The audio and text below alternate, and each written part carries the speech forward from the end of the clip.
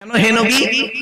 আল্লাহর নবী বললেন, আদম আর হাওয়া যখন জান্নাত থেকে পৃথিবীতে এসেছিলেন, আদম হাওয়া গন্ধম ফল খাওয়ার কারণে আল্লাহ রাব্বুল আলামিন তাদেরকে জান্নাত থেকে দুনিয়াতে পাঠালেন। কোথায় নেমেছিলেন আদম হাওয়া? শুনে নিন, মাউন্ট এভারেস্টে নামার পরে দুইজন দুই দিকে গেল। আদম গেল দক্ষিণ দিকে আর হাওয়া গেল উত্তর দিকে।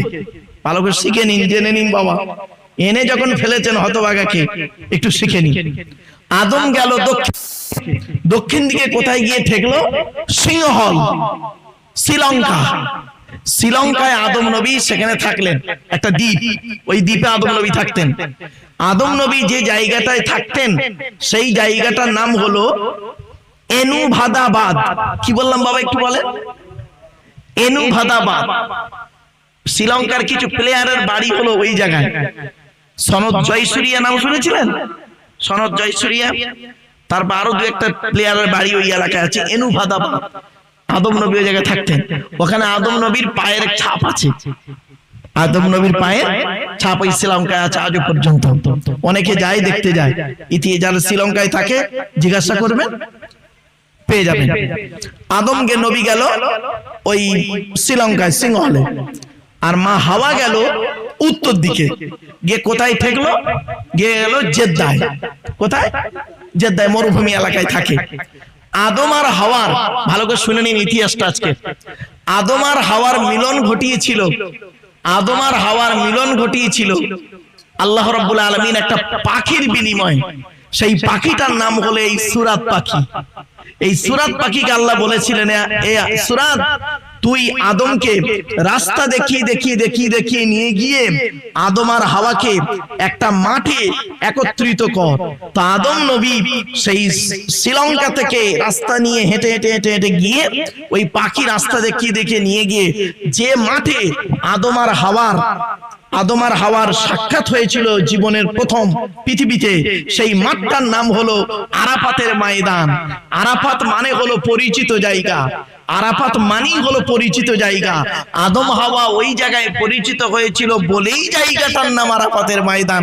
এজন্য হাজিরা হজ করতে গেলে যাই করুক তাই করুক, আরাফাতের ময়দানে যদি হাজিরা না যায় তার হজই হবে না। জোরে বলুন। ওই আরাফাতের ময়দানে কিয়ামতের হাসরের মাঠ হবে। কিছু বুঝতে পারছেন? ওই আরাফাতের ময়দান এমন সহজ ভাববেন না ওটাকে। চলো, তো ওই পাখিকে আল্লাহর নবী বললেন তোমরা মেরো না। ওই একটা হাদিস, একটা পিঁপড়ে সরাতে গিয়ে কতগুলো জিনিস জানলেন। জলসা হচ্ছে এইটাই। আমার তো বহু ছাত্র, master, doctor, engineer, professor, IPS officer থেকে শুরু করে পুলিশ ডিপার্টমেন্ট শুরু করে আর্মি ডিপার্টমেন্টে আছে বহু ছাত্র, বহুদিন থেকে। তো তারা আমাকে বলে যে স্যার, আমরা আপনার লেকচার শুনি, হিন্দু মুসলিম সবাই শুনি, লেকচার শুনতে তো কোনো বাধা নেই, কিন্তু অনেক সময় কি হয় বাবা, আলোচনা করতে এসে ধর্মের যে মূল জিনিসটা সেটা আমরা মানুষকে বলি না। ওই সামান্য একটু টেনে টুনে দিয়ে চিৎকার চেঁচামেচি করে এর গালাগালি, ওর কাফের, ওর বেঈমান, একে অপরকে উল্টো পাল্টা বলে দিয়ে চলে যায়। ব্যাস, এর নাম কিন্তু ওয়াজ নয়। আমি আপনাদের অনুরোধ করছি, নবীজি ওয়াজ করতেন কিভাবে, শুনলে চমকে যাবে। আসুন বাপেরা, একটা একটা করে আপনাদেরকে বলি। আচ্ছা, কটা কিতাব হয়েছিল? 101টা, মানে 100টা হয়ে গেছে সহিফা। 101 নম্বর কিতাবের নাম কি? কিতাবটার নাম ছিল তাওরাত, নবীটার নাম ছিল মুসা। কিতাবটা এসেছে কতদিন ধরে? 40 দিন ধরে। কিতাবটা কোথায় এসে, কোন পর্বতে? তুর পর্বতে, সিনাই বা তুর পর্বতে। কিতাবটা কবে এসেছে? আচ্ছা, কিতাবটা কত পারা বা খণ্ড? 1000 পারা বা খণ্ড। কত কত কত? 1000 পারা বা খণ্ড বিশিষ্ট কিতাবটা। কিতাবটা এসেছে রমজান মাসের 6 তারিখে। তাহলে 101 নম্বর কিতাব। 102 নম্বর কিতাবটা কত পারা? 150 পারা বা খণ্ড বিশিষ্ট। 150 পারা, এগুলো মনে রাখবেন, 150 পারা কিতাবটা। আচ্ছা, তাওরাত কোন ভাষা ওটা বলিনি, তাই তো? ওটা হিব্রু ভাষায়। কোন ভাষায়? তাওরাত ছিল হিব্রু ভাষায়, আর এটা হলো এই জবুর হলো গ্রিক ভাষায়। গ্রিক ভাষায় 150 পারা বা খণ্ড বিশিষ্ট কিতাবটার নাম হলো জবুর কিতাব। দাউদ নবীর উপরে নাযিল হয়েছিল।